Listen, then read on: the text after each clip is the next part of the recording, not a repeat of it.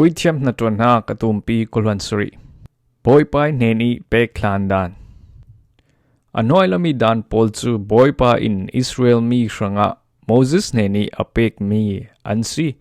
Tukam ok na kimter na ka mi pakatsu boy pa neni pek tia mi asinua luat sal adu asiya chun. Atanglam sumso pol hi apek pay. Mi pa upa kumkulle kumsom ruk karlak chu ngun tangka som nga apek pay. Nunaw chu ngun tangka som thum apek pay. Minaw mi pa kumngale kumkul karlak chu ngun tangka kul apek pay.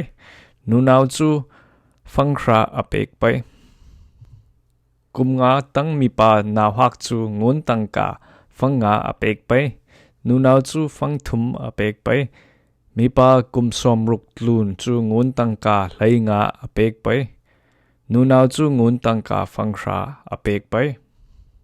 Siyat jamin thukam nak atwa na in afara I tangka pek ding anay law asuya chun.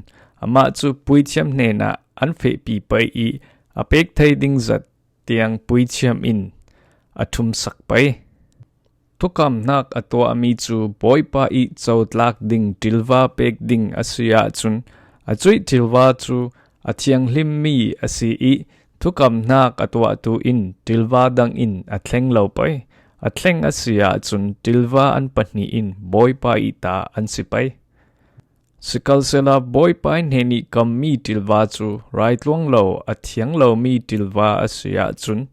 Anay tu in chui tilwa chu puitiam nena afe pi pay. Chui tilwa chu puntale puntalaw tizo in puitiam in aman akia pay I. Akia mi aman chu zoman in an tleng thay non law pay. Apetu in atleng saldu asiya chun aman zat I laya zatek kul apek pay. Mi pa pakatin boy pa nena a in apek asiya chun in tha asile silaw zo in puitiam in aman akia pay I. Chui akia mi chu zoman in an tleng thay non law pay. In apetu in tleng saldu asiya chun aman zat I laya zatek kul apek pay. Mi pakatin boy pa nena alay ramprekat apek ka chun. Tlaisi ziyang zatu nakmun asiti zo in aman chu kya asipay I. Barli sangvut na kata nguntang ka fangra ton in tuat asipay. Alay ram chu jubilee kum achem vete I apek asiya chun. Aman chu an kya azat in asiding.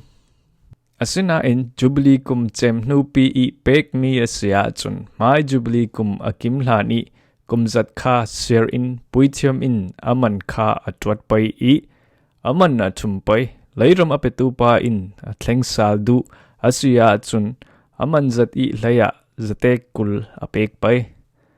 Chun boy pa nena alan zo mi ka tleng mai salawin. Midang neni azur asiya chun tleng sal thay nak anay mi ka asung pay. Mai jubilee kum akim tika chui layram chu akum kwa in boy pa I layrama achang pay I puitiam pol I ta asipay. Mi pakatin alay chop mi layram boy pa neni apek asiya chun. Mai jubilee kum tiang akum tuatin puitiam in aman akia pay I. Akia zatin chupa in chui niya apek pay. Chui tangka chu boy pa I ta asi. Jubilee kum asitika chui layram chu atir I anay tu pa nena sulaw le ate sinfa nena kir asipay. Tilman mo chu biak naklami zapi mantew mi zo in relchat mi vekin ansitlu pay. Zoman in tilwa fatir chu lungthaw te in thoy na ka boy pa nena anpek law pay. Ziyang atile chui fatir chu boy pa I ta asi cha zo. Cho fa tu fa le me fa chu boy pa I ta ansi. Asina in atyang philo mi tilwa I fatir chu ankia zat aman le zatek kul in antlen sal thay pay. Anay tu pa in atlen sal law asiya chun. Midang nena aman ankia zat in zur asipay.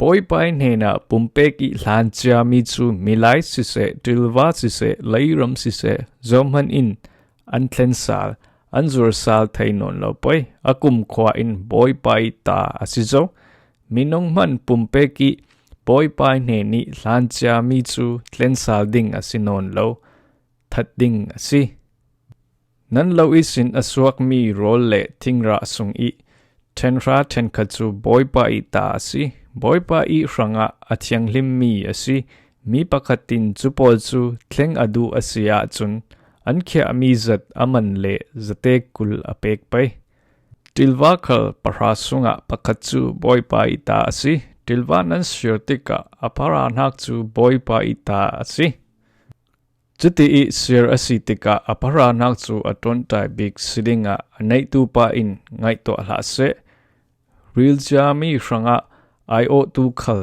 anei theilo pai tilwa pakhachu adang in io ter asia chun tilwa an pani in boy pa I ta an sipai I tlen sal khal an theinon loading hidan pol chu Moses nena boy pa in Israel mi ranga Sinai tlang par I apek mi an si puithiam natun nak atum pi kulon sari